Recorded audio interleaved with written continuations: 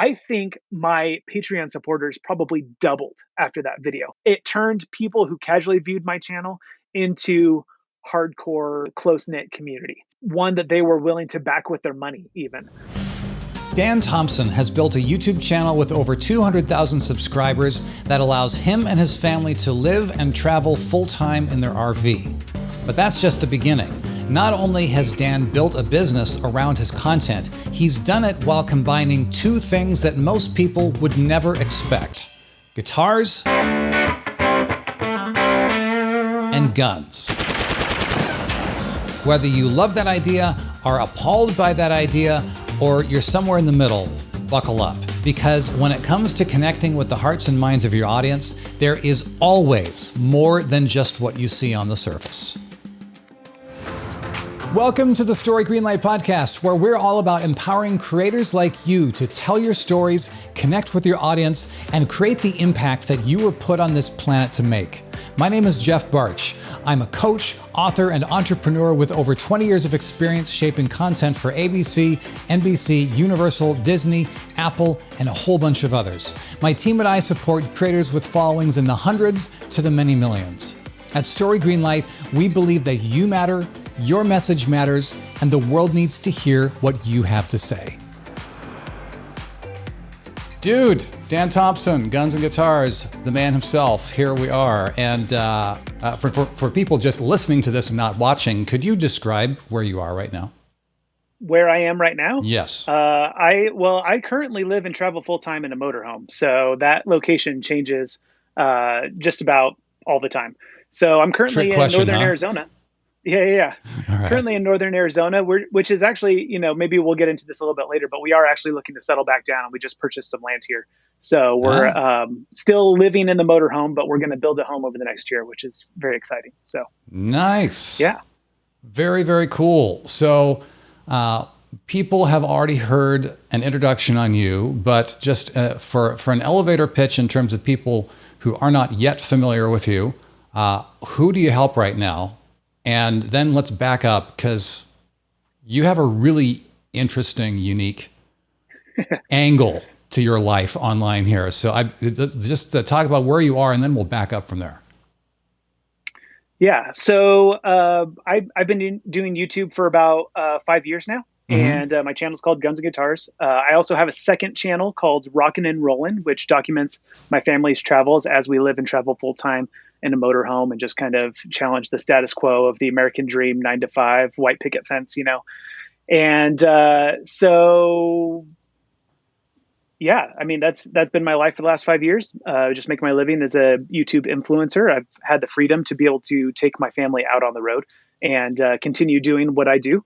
And I guess I don't really know what else to respond to that question. Well, that's all good. So basically, your current state is that you are a full-time. You're making your income. You're supporting your family full-time from your content, primarily on YouTube. Do you distribute any places outside YouTube?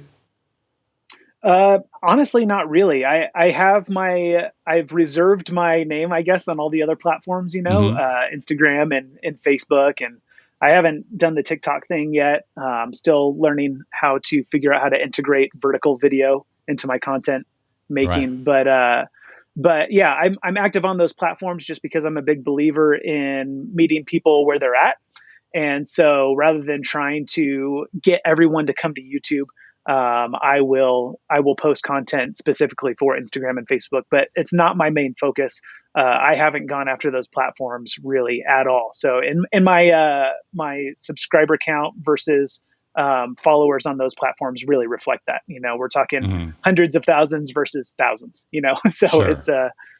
It's definitely reflected in that. So I do have those other, if you are primarily on Instagram or primarily on Facebook, I do have a presence there, but it's not my main platform by any means. For people just getting to know you, I mean, the number one question, well, heck, just in my own head, the first time I heard about you, I was saying, what? So your channel is called Guns and Guitars. So clearly you have these two seemingly completely separate worlds put together, which would assume that you have expertise in both. So I'd be curious to know, let's start with the music side of things. How did you get started in music? What did that look like for you? Yeah. So, I got started in music at a really young age. Parents enrolled me in piano lessons at the age of 4. All right. And then around 5. age 12, 5 for me. 5 you for play some me. Yeah. piano? Mm-hmm. Okay. Yeah. So, unfortunately it's a perishable skill and I haven't kept up on that. I still know my way around a keyboard or around a piano. And I can still read music somewhat, but I'm not by any means a professional piano player. Around the age of 12, as I was transitioning into, junior high from grade school, I found that, you're always trying to figure out what your identity is. And up until that point was like, what am I good at sports or am I good at music? And I kind of got into junior high and I realized like everyone is better than me at sports. And so I kind of doubled down on the music thing because that was kind of the area where I could, where I was still, I enjoyed being good at something that not a lot of people were good at. And so that's kind of where I found my identity. I started playing electric bass. I bought my first bass at 12. I would have gone for electric guitar, but my brother was playing electric guitar and I didn't want to copy what my older brother was doing. So I was like, what's like guitar, but not guitar? Bass. Okay, cool. I'll play bass. So I got my first bass at the age of 12 and some people on my church worship band heard that I was learning to play bass and asked me if I'd come play in the worship band. And I was like, I have not even had my first bass lesson yet. And they're like, yeah, but doesn't matter. So I was on schedule to play with my worship band before I even had my first bass lesson, which really, I mean, if you want to grow quickly at an instrument, baptism by fire is really what that was. I mean, I was just surrounded by people that were way better musicians than me. I had no choice but to practice and just level up that skill. And so just got thrown into that. And I served on my worship team all the way through junior high and high school. Once I got into high school, I auditioned for the jazz band, made it in the jazz band. And I was about to follow my brother's footsteps and go into mechanical engineering after high school. I was applying to polytechnic schools and stuff for college, and kind of at the last second, just kind of felt a tug on my heart from the Lord saying, you're not an engineer, you're a musician. And so I decided at the last second, much to my parental disagreement, to go to college for music instead of engineering. Engineering's like the real safe bet. Like engineering's not going anywhere, but like, what if you don't make it in the music industry? What do you fall back on, So it was okay to think about following your brother into engineering, but not okay to follow him on the guitar. Oh, yes. Yes. And that story is much deeper. And maybe if we get out a couch and you take some notes, then maybe we can dive a little bit deeper into that whole psychological process. Okay, fair enough. And the friction that I hit doing that. But bottom line is that I ended up going into school for music. I ended up getting a bachelor's of music in jazz and commercial music-based performance. Put myself through college playing bass. Wow. And then I made my living as a musician for about 10 years following that until I moved to Arizona to take a job in stage production. And so in stage production, I already knew from traveling with a band that I was touring with prior how to run sound, how to program lighting. We carried all our own audio and lighting equipment. So I knew pro audio and I knew pro lighting kind of like the back of my hand. Sure. And then also being in the stage production job, I actually learned a lot more about video and projection and editing and all kinds of, basically every aspect of video, from creating, pre-planned, pre-produced videos to live capturing and projection for stage events. So that was probably that I guess that kind of at least gives you an idea of where my experience comes from music. How I got into playing guitar was really just after I took this job in production. I moved to a new city, and in this new city there was the local churches had plenty of bass players. So I wasn't really needed to serve as a bass player on worship team, even though I probably may have had more experience than them. It just wasn't the need. The need was electric guitar players. They just didn't have electric guitar players. And I was like, well, I know my way around a fretboard. I understand music theory. I have a degree in this. I can figure out guitar. Sure. So that's when so really I'm pretty amateur level when it comes to guitar. So it's kind of funny that I've made my living as a YouTube influencer with the name Guitars in the channel, when I really consider myself an amateur player compared to what I can do on bass or piano. Sure. But that's how I transitioned from being a bass player to being a guitar player.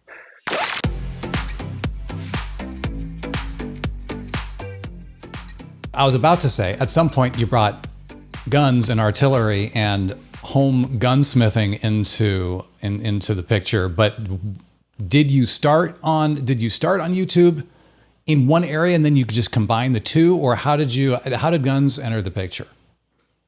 So guns, again, it's another long story. So I grew up in Southern California, and I was actually, so after college, again, when I was making my living as a musician, I was sharing a house with 4 or 5 other people, just trying to make rent. And I was actually the victim of a home invasion. And so, that worst case scenario that people talk about all the time, having to defend your life. I was actually put in that predicament. All my friends worked 9-to-5 jobs. I was the crazy musician that, I clocked in at like 7:00 at night and got off at 2 a.m., because, playing the LA music scene, that's what you did. And so my schedule was I'd come home at 3, 4 a.m. and I'd sleep in until noon or 1 o'clock, and I had the house to myself. A guy who was running from the cops broke into my house while I was out picking up some Mexican food for lunch. And when I came back into a shattered kitchen window, and a big burly dude covered in tattoos telling me that I can't call the cops. And I was like, oh, holy crap, what am I going to do? And I was like, no, you can't stay. You got to go. I was trying to convince him to go. And I could see him like sizing me up. Like, I can take this guy, and absolutely 100% true fact, he could have taken me. And so he kind of starts coming for me, and I just panic and I scream for help. Well, for whatever reason, one of my roommates happened to be home that day. He wasn't supposed to be. He's a big construction worker dude. He heard me. And so I heard his bedroom door open, and he came out and he goes, "What's going on here?" And I was like, "This guy broke into our house." And so my roommate, his name was George. The two of us together, we were trying to convince him to leave, and he just wasn't having it. And then I could kind of start seeing him. He's like starting to size up George as well. He's like, I think my odds are better with these two guys than with those cops, Wow. And so again, I'm fearing for my life here. And George, being a big burly construction worker, pulls out a pocket knife, like a huge knife. And he goes, "No, you get out or you're getting stabbed." And the dude was like, "Oh, okay. So he hopped the fence, we called the cops come in, they catch him in the neighbor's yard. And, but essentially that really put into perspective, like, man, I am not able to protect myself. And I would not be alive to tell the tale had my roommate not been home. I'm convinced. I never heard the outcome of why that guy broke into our kitchen, why he was running from the cops. I have no idea. But I would have, at the very least, been knocked unconscious and tied up. I guarantee it.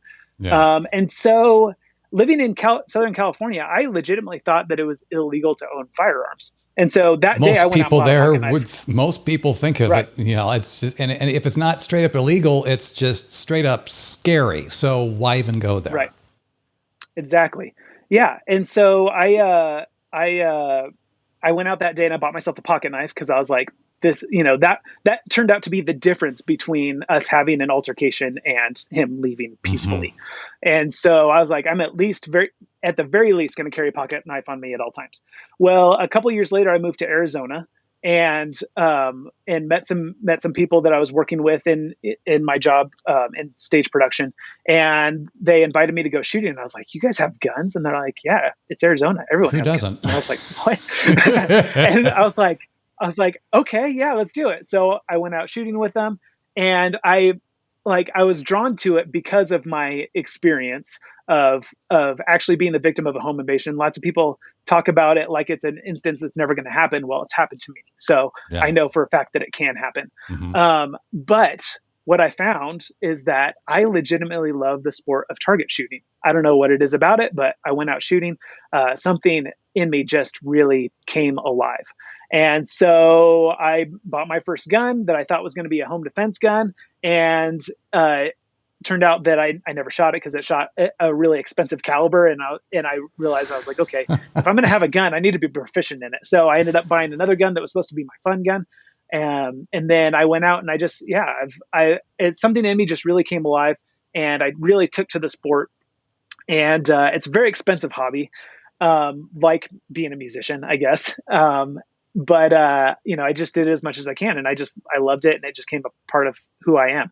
And so to answer your question, that's a really long story, but that tells you kind of my experience of why I got into firearms. Right. But the reason why my YouTube channel is a cross of both, I didn't start as a guitar channel. I didn't start as a firearms channel and integrate one into the other.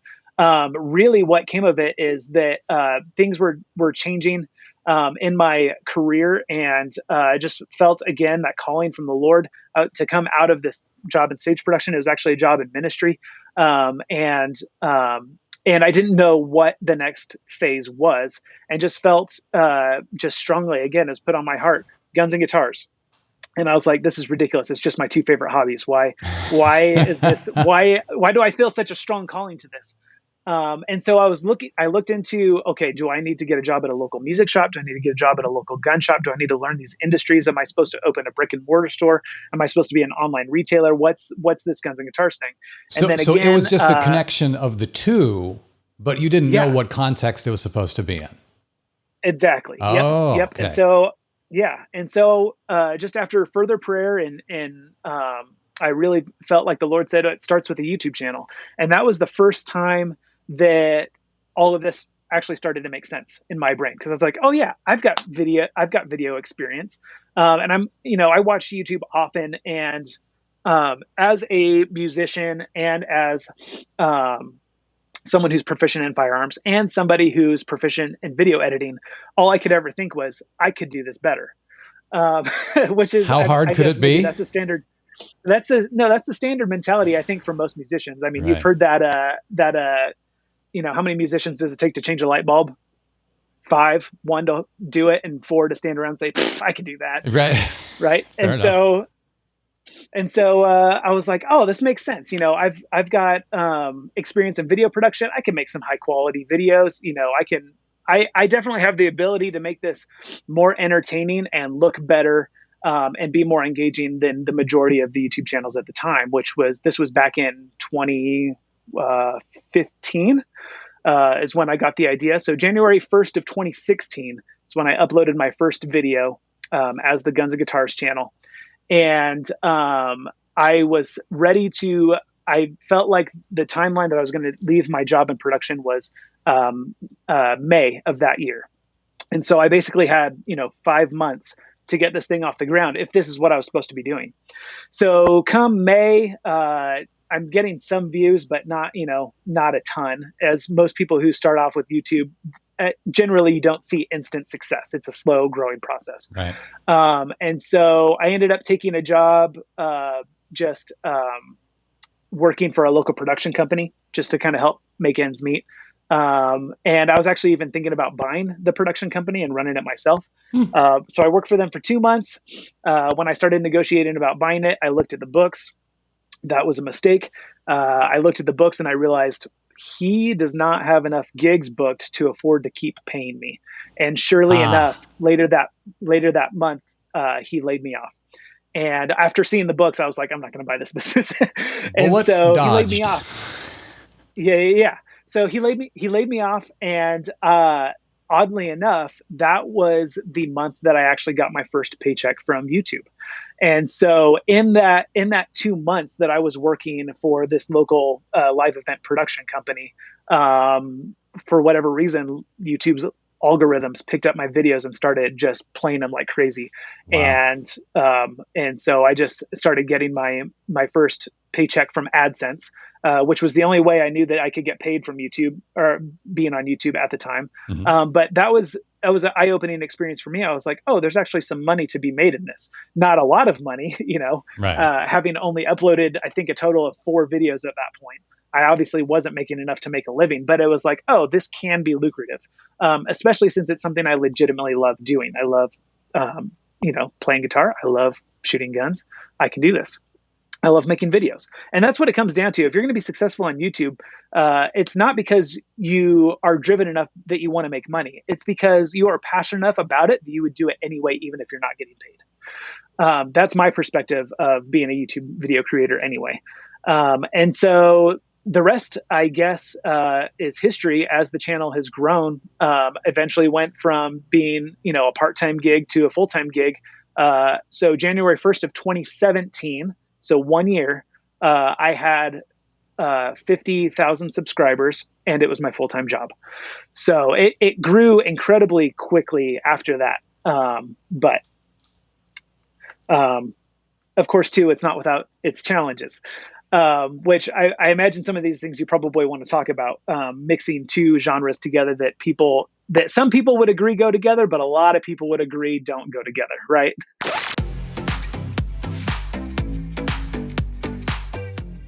When it comes to the idea of creating content, putting content out into the world, whether it's on YouTube or some other platform, the overarching message that everyone says is you have to talk to one specific niche.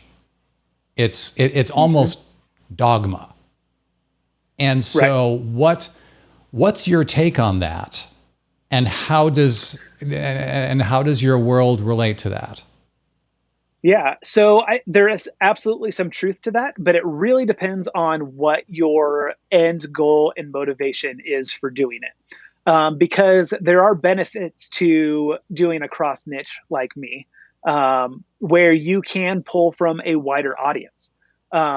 When one of my firearm related videos is performing well, I get lots of people subscribing to the channel for firearms content. When one of my guitar videos is performing well, I get lots of people subscribing just for the guitar content. And the benefit is that I have a much bigger pool to bring people in on. I have a much larger opportunity to create, I guess, to extend my reach, I guess is the best way to put that. And so that is a huge benefit, obviously, to having kind of pulling from a larger pool. The drawback, there's lots of drawbacks. One, so firearms is a touchy subject. And it's actually really brave of you to have me on your show after just recent events in media, right? And so, for example, I schedule my content out. I don't follow any particular schedule. It's not like, this is happening in the news, so I'm going to upload this video right now because it seems like the timing's right. But just the way things have worked out, my last 3 videos have been firearms videos, and we've had, a couple of really tragic, unfortunate mass shootings being spread all over media right now. Right. And as a result, a lot of people that subscribe to my channel for gun content have created a ruckus and ultimately left over me continuing to upload firearms content after these tragic events, as if I'm some sort of advocate for mass shootings, right? No, absolutely not. And if you follow my channel and if you know anything about me, you know that that's not who I am at all. And so you can push people away too, I guess is what I'm trying to say. But the benefit is that when you so we're still talking about drawbacks. Let me go back. So another drawback would be YouTube sometimes has a hard time knowing who to surface what video to, which is really odd to me because they have lots of tools that are supposed to help, like tags and keywords and things like that, and uploading you can choose the genre that your video fits in. So all my firearms content is uploaded under sports and outdoor, and all my guitar content is under music. And you'd think that as a result, they'd kind of know who on my channel wants to watch the firearms content and who wants to watch the guitar content. And not only that, but also who to push the videos to and suggested videos, right? But apparently YouTube isn't that smart. They're extremely smart, but they don't use, I think, every metric available to them. And so oftentimes I'll upload a firearm video and they'll try to surface it to people who primarily watch guitar stuff. Crowd, and they say, what the heck is this? Exactly. And so when they scroll past it on their suggested videos or subscription, then YouTube says, okay, I made an impression that didn't get a click, so I'm going to stop servicing impressions to people. And so oftentimes my firearms content will start off really slow. I'll get my core group of viewers that will watch anything that I upload. I'll get 1,000, 2,000 views, within a day or so. And then after that, just completely stagnant until that video has been paired with enough other firearms related videos that YouTube knows who to surface it to. And then maybe 3, 4, 5, 6 months down the road, I'll all of a sudden get a boost of views and get 20, 30,000 views or upwards. My best performing video of all time is actually a rifle video that started out with 1,000 views and didn't get much higher than that for 6 months. And now is at over 4 million views, which is crazy. Wow. Just because it took YouTube that long to figure out who wanted to watch it. But once they figured it out, then they knew who to surface it to. So that would be the drawback, is sometimes, depending on whatever niches you're pulling from, if they are that far separated as music and target practice can be, then YouTube will get confused, and they'll confuse what could be a good performing video with what they think is not a good performing video, and their algorithms will squash it. So that's the drawback. The benefit is, so like I said, I have a core group of viewers that will watch anything that I upload. And that is, I would say, the number one benefit to having a cross genre is that when you find people that are into both, they are diehard viewers.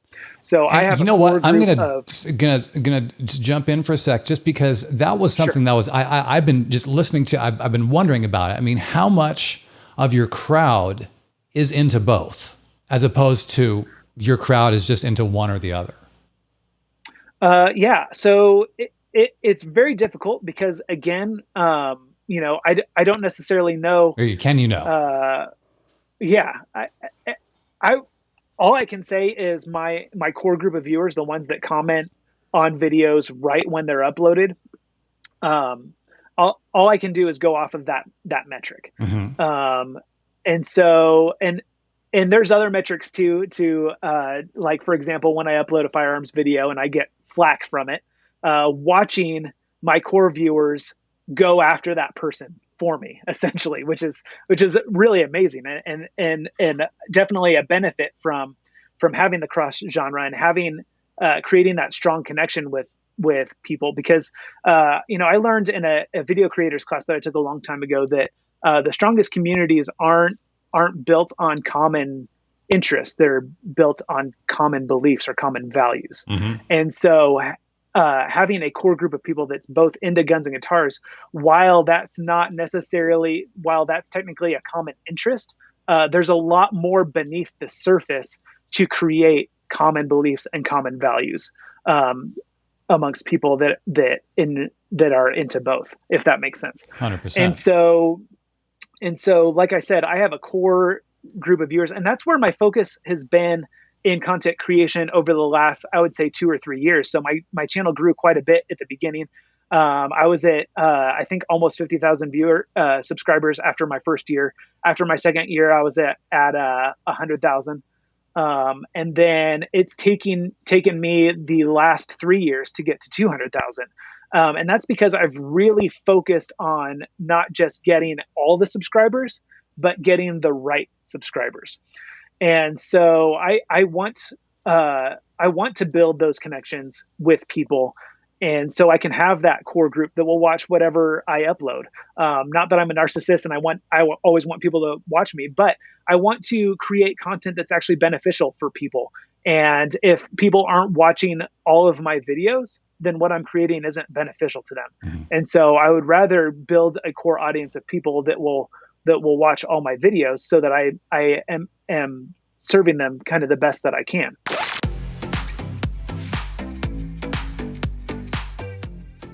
So you're talking about communities built not around shared interests, but communities being built around shared beliefs.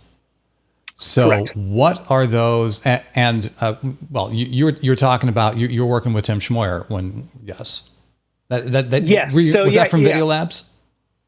It was, yeah. I took Video Labs right actually, I actually crossed 100,000 subscribers while I was taking video labs. Very cool. So that would have been 2 years into YouTube when I was already doing it as my full-time job and I was just ready to level it up. I had been following Tim for a long time, as a lot of new creators do, and just built a strong connection with him over other YouTube video creator channels for whatever reason.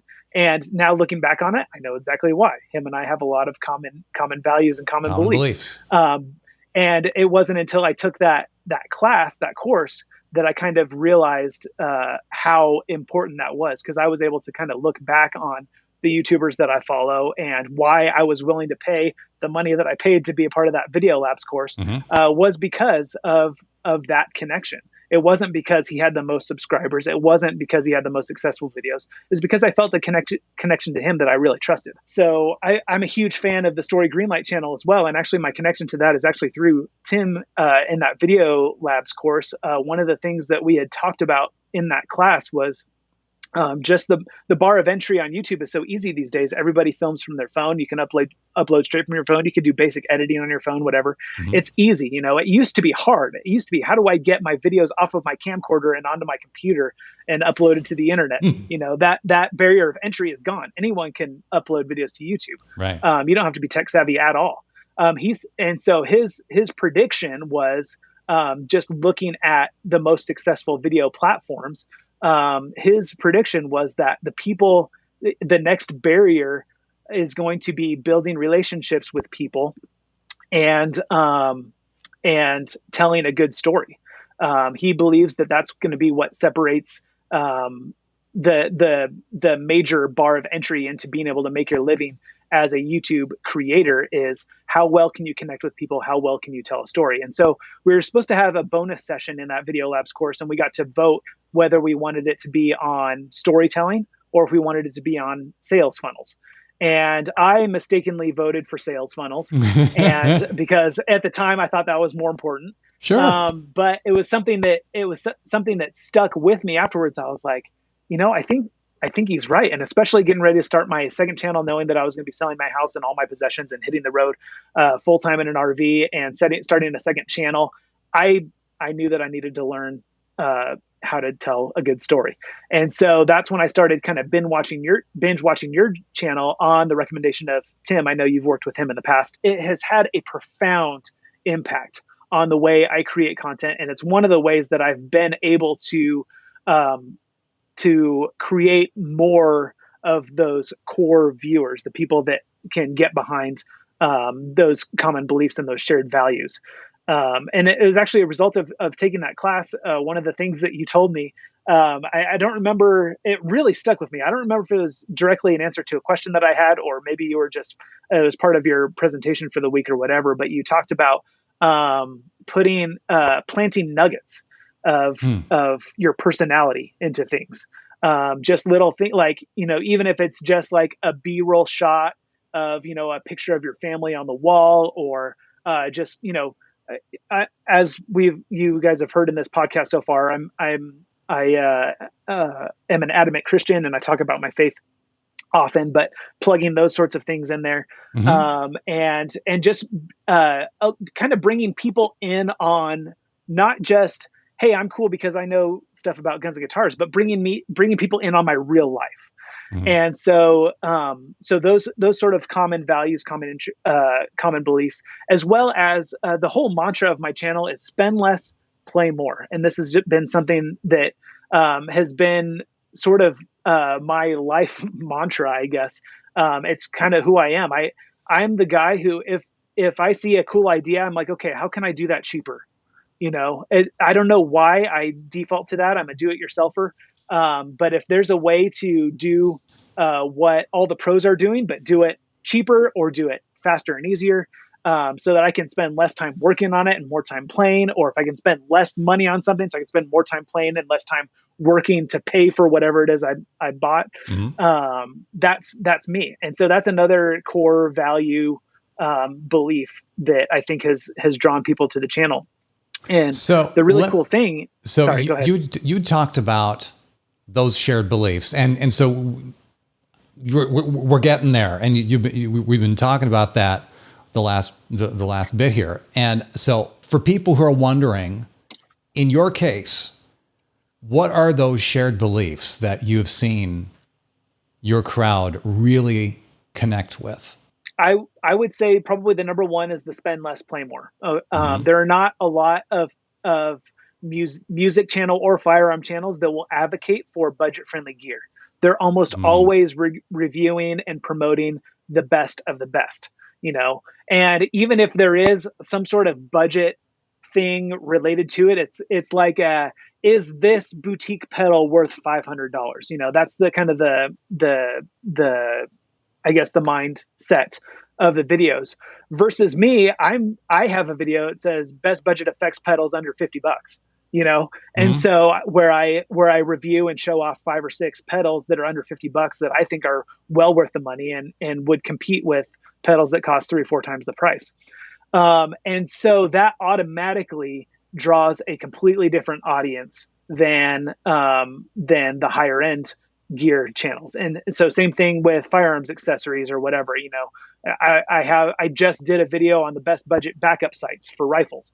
And so most people who are promoting backup sights for rifles start with a set that's $100 or more. And I started with a set that was $13.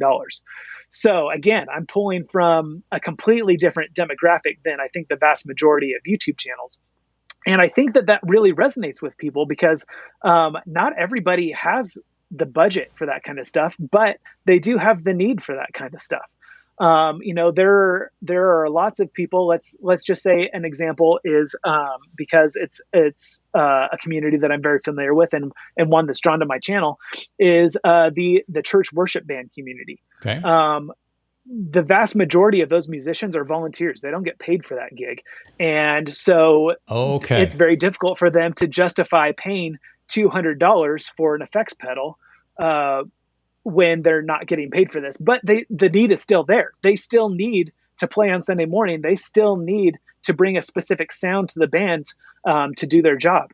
And so, how can I mimic that on a budget? And so that kind of brings me, I guess, to my next value is, and this is something that I've planted as nuggets throughout my content, is that I am an adamant Christian, and I do, I'm very open about that. And I oftentimes, even in my videos, will come at it from a church musician perspective. How can you use this in your church worship band, whatever. And planting those nuggets is again drawn in an even more focused group. Because there's another layer of connection. Okay, this channel isn't just about guns and guitars, but it's also about faith, even though that's not what it's about. And then I would say, and this is definitely last on the list, but coming from the firearm side of the channel, is there is a core value in understanding the need to be able to not only provide for your family, but also protect your family. And so I get lots of viewers that give me an instant subscribe just because they see guns and guitars. And they're like, guns and guitars, subscribed, and and and basically what that is, I look at that and I go, okay, that is a guitar player that also has the need to, or also understands the need and requirement to protect themselves and those that they love. And so that kind of takes it from the guitar niche, which is way up here, and an instant deep dive into something way deeper than just being a guitar player. Right. So I would say that that's another core value. Now on my channel, to be fair, I hardly ever talk about self-defense. And I hope that I never have to be put in that predicament ever again, where I have to defend my life. And if I am, hopefully I'll have better tools at my disposal than I did the first time. Right. But really, what I found is that I like recreational target shooting, and so that's really the whole perspective of firearms content on my channel is just, it's recognized as an Olympic sport, right? Target shooting, and so this is a hobby. This is fun, and so that goes along with my spend less, play more sort of mantra. But just being a firearms advocate, there's automatically that subtle layer that other firearms advocates instantly resonate with, because it's so much more than just liking firearms and like shooting targets. It's a means. What does that firearm represent? Well, it represents protection. It represents freedom. It represents strength and fortitude. So it's really a much deeper level. And so to find a guitar, so bringing it back, to find a guitar player that also understands that way narrows it down. And a lot of my guitar viewers don't understand that. And I'll upload a video and they're like, I'm out, and that's fine. If they don't want to be part of this community, I understand that. I'm not going to try to force it upon them. So again, that's kind of the broad spectrum of hitting two genres, but then also kind of funneling it into having your hardcore demographic, your hardcore close-knit community.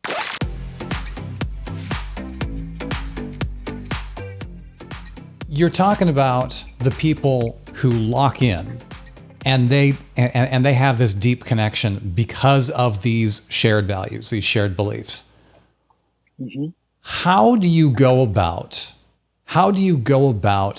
well, first of all, how often do you see people subscribing so just to speak in really broad stereotypical terms, they say, I'm a badass because I play guitars, and I also want to be a badass so I can wave a gun around and feel like a badass and look like a badass to the world.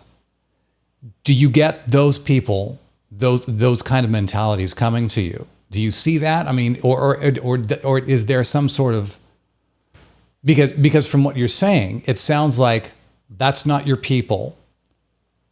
And it sounds to me like you're saying those people don't stick around. Is that accurate?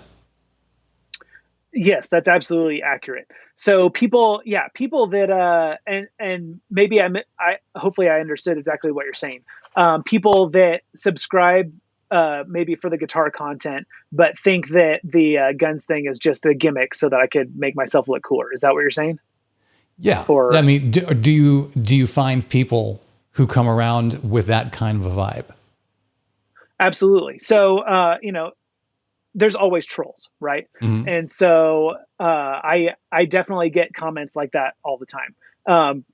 And it is purely one-sided. I will say I never get anyone that subscribes for a gun video and says, what do guitars have to do with guns? You're stupid, But on the flip side of the spectrum, I get that all the time, like they'll watch a guitar video that I know that they liked because they watched it and felt the need to inform me that guns have nothing to do with guitars, and I have no business promoting guns alongside guitars. And so, yes, I have those people all the time. Those people don't always click subscribe. But that doesn't mean that YouTube's not still servicing my videos to them, right? Mm-hmm. The subscriber count, I feel like at this point really only serves as street cred when I'm trying to get products or sponsorships or whatever to promote on my channel, or that's I think all the subscriber count is good for. What really matters is how well does a video perform. And I would say that I'm still getting greater than 50% people watching my content that aren't subscribed to the channel. And the way YouTube serves videos these days, again, subscriptions don't really matter. Most people, I would say, are just browsing their home feeds anyway and just watching whatever video looks interesting to them, whether they're subscribed to the channel or not. I know that's how I consume YouTube. And so I assume that's how a good majority do. But yes, I get lots of that. I also get lots of people that I came for the guitars, but left for the guns, or, stuff like that. But I found that I get at least as many, like I mentioned earlier, that will give me an instant subscribe, not having even finished my video yet, just because they see guns and guitars. They're fans of both. They automatically assume that there's going to be a deeper level connection there. And so they click the subscribe. They haven't even watched the first video yet, but they know whatever I upload, they're going to want to watch. And so that's why I would say I get at least as many comments saying I instantly subscribe because of the channel name, as much as people saying I left because you're into guns. So I would say it's honestly equal based on what I've seen. But how do you even measure that? I mean, how many people are doing that aren't saying anything that I don't even know? Right. So, but based on what I've seen, I would say it's pretty equal. So clearly the core of your content deals with subject matter that can very easily be misconstrued. I mean, oh, absolutely. And so how do you deal with content that, well, forget issues on the platform of YouTube and you know what YouTube thinks about firearms and such. How do That's you a whole deal? other conversation. Yeah. How do you deal with people when it comes to putting out potentially divisive content? How do you approach that? Yeah. So it's a touchy subject for a lot of people, and I understand. And basically, what it comes down to is I try to let my character speak for itself. I feel like if I have to constantly be defending myself in the comments, one, that's just not a good use of my time. If I'm going to be making money as a YouTube influencer, you know that responding to comments is the least lucrative way you can spend your time, right? And so I generally try not to get sucked into those debates and those questions. And again, if those people are not open-minded enough to actually watch my firearms content or to be a part of a live stream where I talk about these more sensitive issues, because I put my heart out there in my videos. I've let people know why I'm a firearms advocate. I let people know why I don't talk politics on my channel, and why I don't, honestly, you know, lots of people that are pro-gun because they worship the Constitution, and I don't worship the Constitution. You know, I worship the Lord, and if the Constitution ever banned guns, I would comply. I would do anything. I'm a law-abiding citizen up until the point the law no longer allows me to serve and worship the Lord. That will be the first time that I will not be a law-abiding citizen. So I don't worship guns. I don't worship the Second Amendment. I don't worship the Constitution. And once people actually understand where I'm coming from, there's a lot more, I think, lenience and forgiveness. The problem is the vast majority of people will never get there. They just want to ride on their high horse right out of my YouTube channel, and I just let them. You know, I refrain from saying comments like "Don't let the door hit you on the way out," but that's honestly how I feel. If you're not going to take the time to get to know me, then I'm not going to take the time to explain myself to you. And so that's been my solution thus far, is that I let my character speak for itself.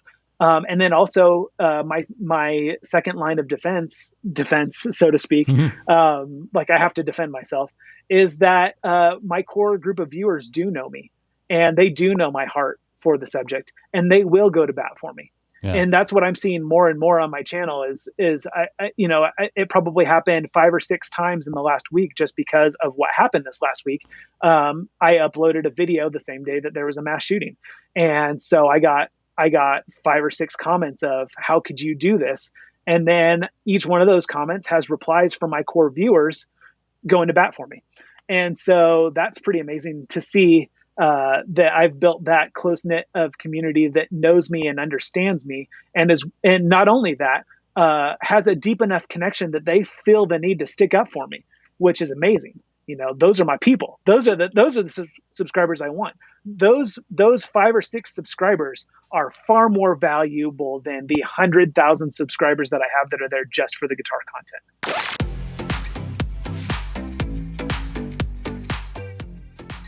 So clearly, building a community around shared beliefs is a really, really big deal. So for people who are interested in learning more about that, any places you'd send them, or any thoughts or ideas for them? Yeah. So firstly, I would tell them to take the creative edit class and become a member of the Story Greenlight green room.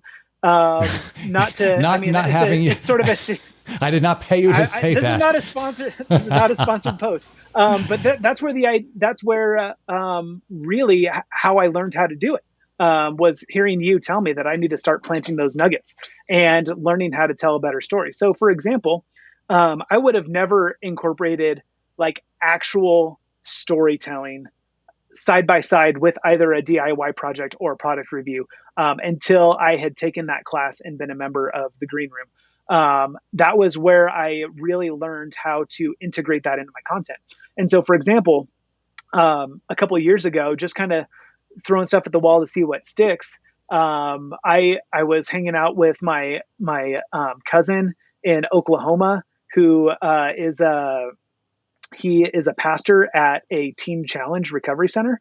Mm-hmm. And just hearing his story of overcoming addiction and now leading others out of addiction, and how the people that come out of the program go on to lead others out of addiction, and just the amazing impact that his ministry has, and his story and how dark it was. Mm-hmm. And then how he was brought out of that and is now just a force for positive change. It just absolutely blew me away. And so I decided while I was there, because he's also happens to be a fantastic guitar player. Mm-hmm. I was like, well, I'm here. I'm going to build this guy a guitar. And then as I was building a guitar, I was like, you know what? I'm going to share his story, because that's the reason why I want to build this guy a guitar. Is I want to share his story.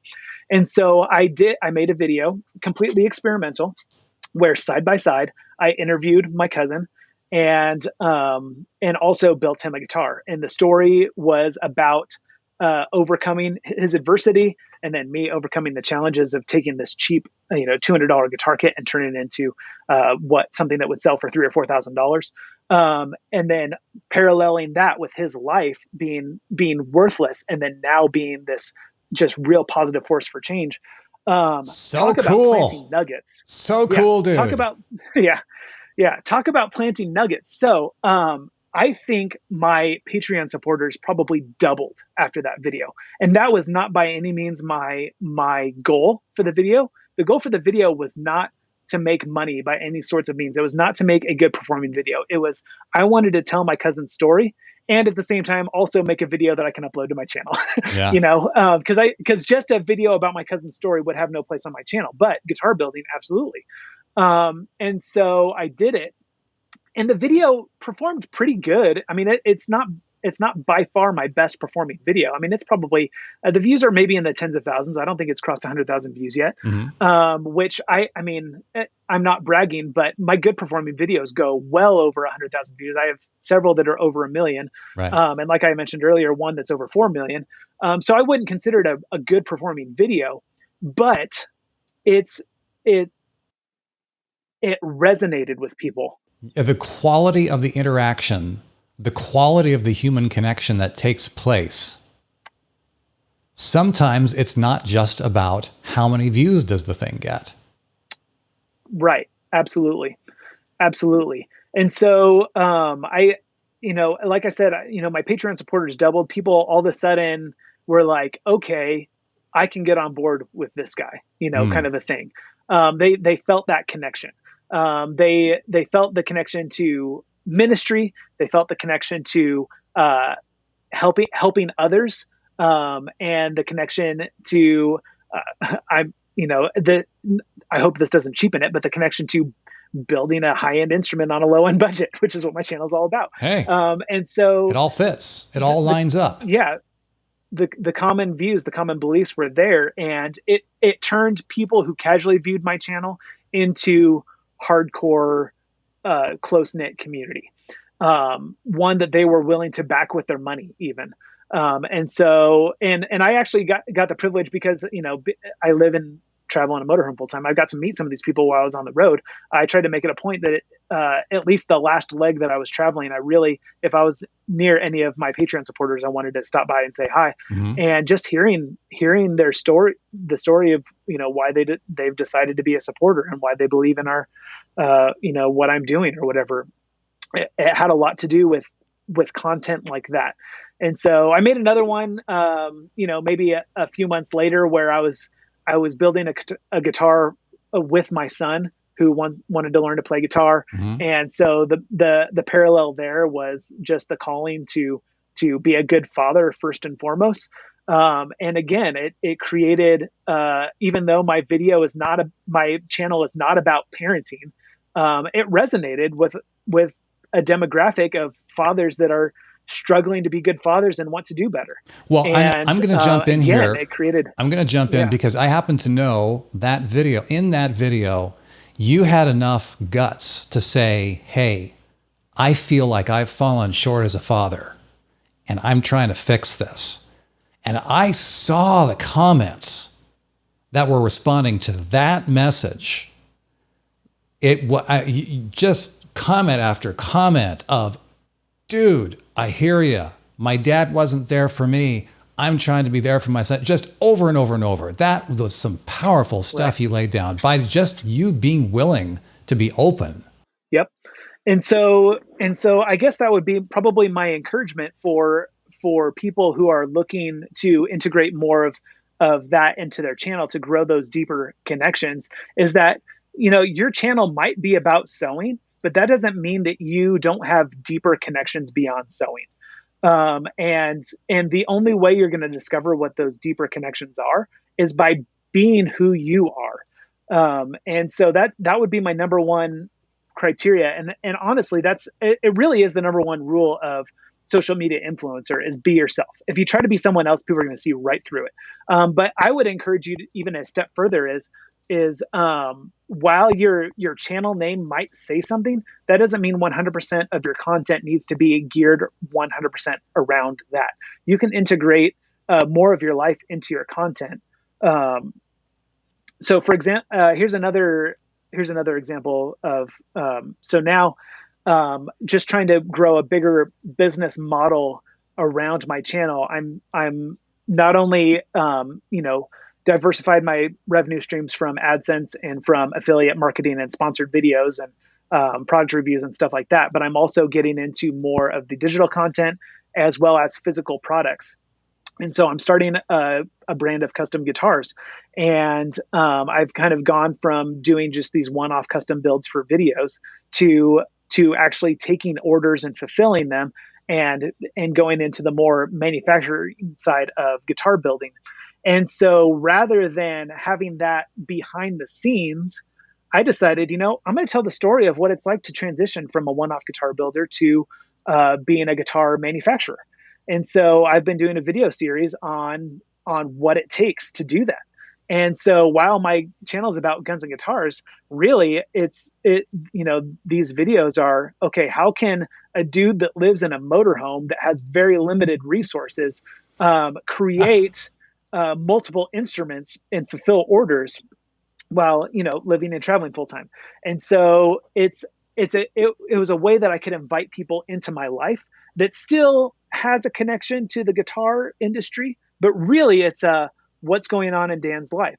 And there are people, and this is another, maybe this is probably a core belief that I missed earlier, but one of the things that I preach on my channel is don't let your circumstances define what you're capable of.